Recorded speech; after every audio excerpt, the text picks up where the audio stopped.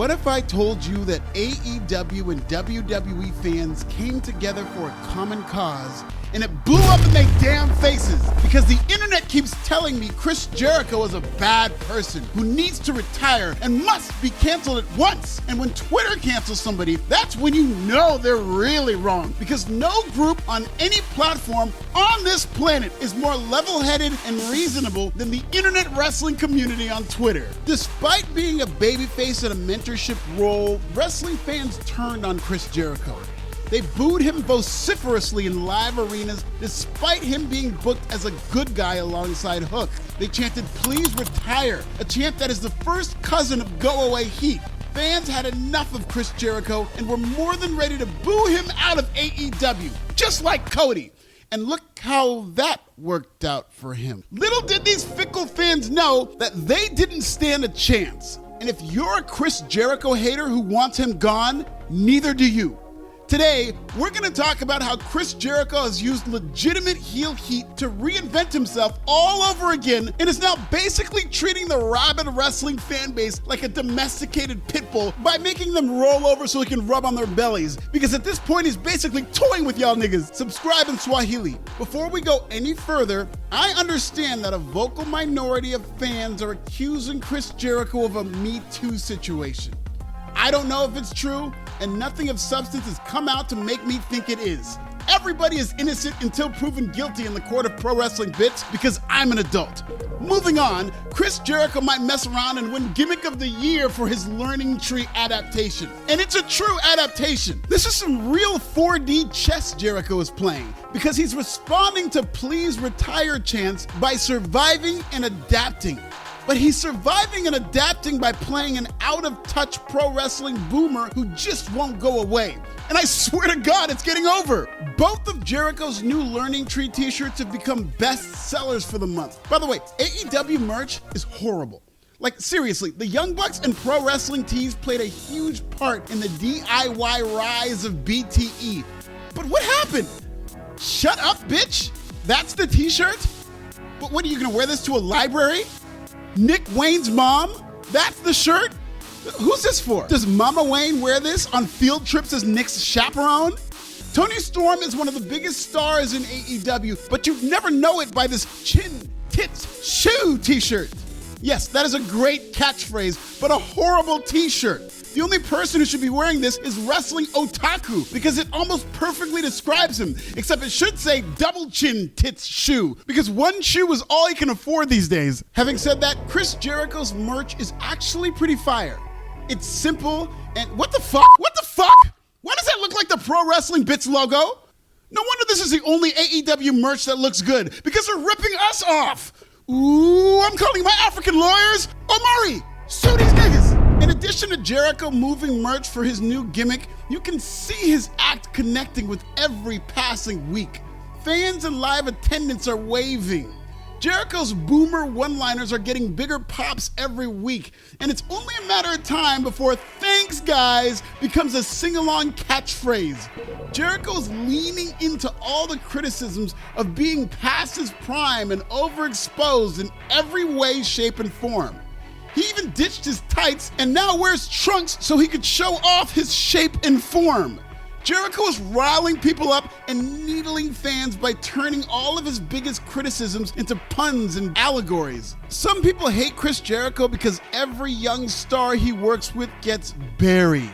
So he created the Learning Tree where he gives unsolicited advice to young stars. Some people hate Chris Jericho because he gets too much TV time. So Chris Jericho literally created a segment called TV Time with Chris Jericho, a nod to him getting more TV time than up-and-coming stars. Yes, let's blame Chris Jericho for the fact that Tony Khan has kept every young wrestler in the same position since AEW opened its doors in 2019. Ricky Starks and Wardlow haven't been on TV for months, and it's all Chris Jericho's fault. Newsflash for anybody who's anti-Chris: your favorite up-and-coming star would be sitting in catering with or without Chris Jericho because Tony Khan struggles to evolve his characters. This is where the best wrestle, remember?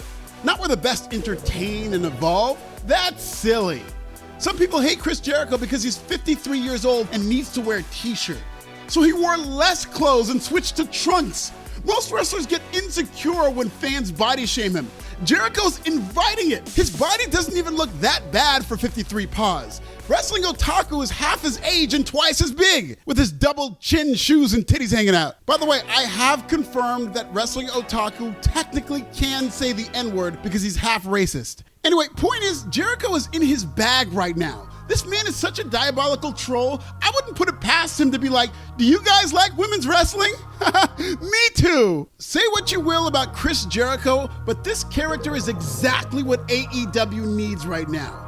A legitimate heel who isn't playing the cool heel and whose wrestling isn't overshadowing his character. Chris Jericho is playing a lame, corny villain who leans into every internet criticism that has been tweeted about him. But instead of treating it like inside baseball, Jericho is playing it big for a mass audience. That big, dumb, cheesy smile, the silly wave, that don't work for me, brother, Hulk Hogan Easter egg, the Redwood Big Bill who matches Jericho's corny energy, the bad apple Brian Keith who wants you to respect Chris Jericho or else. In fact, Brian Keith just passed me a note that said, you go subscribe in Swahili and respect Chris Jericho. Much like the Jericho Appreciation Society, a sports entertainment gimmick that got over more than any wrestling-ass wrestler in AEW, Jericho's new stable is way over the top, so it isn't just the internet who reacts to them. There are fake trees and grass in the ring for his segments, as well as the iconic Jeritron. This is another sports entertainment gimmick in AEW from a WWE guy, and it's easily made Jericho into the best heel in the company. A heel who's working with younger talent like Hook, Big Bill, and Brian Keith. And it's on Tony Khan as a booker to give them the rub so that they're bigger stars post-Jericho. I know that's a tough sell because Tony Khan is in over his head, but to be fair, Daniel Garcia became a bigger star post-Jericho with that dance of his, so there's hope. There are too many baby faces in AEW because its fan base is older and wants wrestling. Double or Nothing had 31 wrestlers on it, and there were maybe 8 wrestlers who got actual heel heat on the show, and one of them was Serena Deeb, who's supposed to be a babyface. You cannot build a wrestling company without actual heels whom people want to pay money to see get beat. The IWC will glaze Claudio Castagnoli and Pac until they're white in the face. But when Claudio and Pac main evented Dynamite last week, it was one of the worst drawing main events in AEW history on a show that drew a record low 502,000 viewers.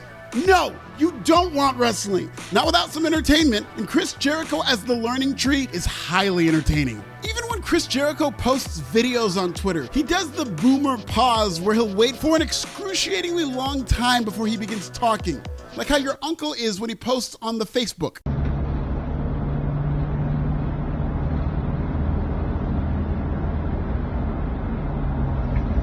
Hey guys! It's hilarious to me that the IWC ever thought they stood a chance against Chris Jericho, as if Jericho isn't the king of reinvention. You're talking about the Lionheart who went to Monday Night Jericho and formed the Pride with his personal security Ralphus and that Jerichoholic ninja. Then when Bischoff didn't push him, he said, that don't work for me, brother, and had one of the greatest debuts in WWE history as Y2J. As soon as the new millennium started to burn out, he illuminated his gimmick with a light bright jacket. Jericho constantly evolves because he's incapable of lying to himself. Chris Jericho is an honest man. When he needed a big man, he recruited Paul White and formed Jericho. Jericho once got a scarf over out of pure boredom, and anybody who said a cross word about that scarf just made the list. The streets tell me you just made the list. Don't believe me? Ask him! Ask him!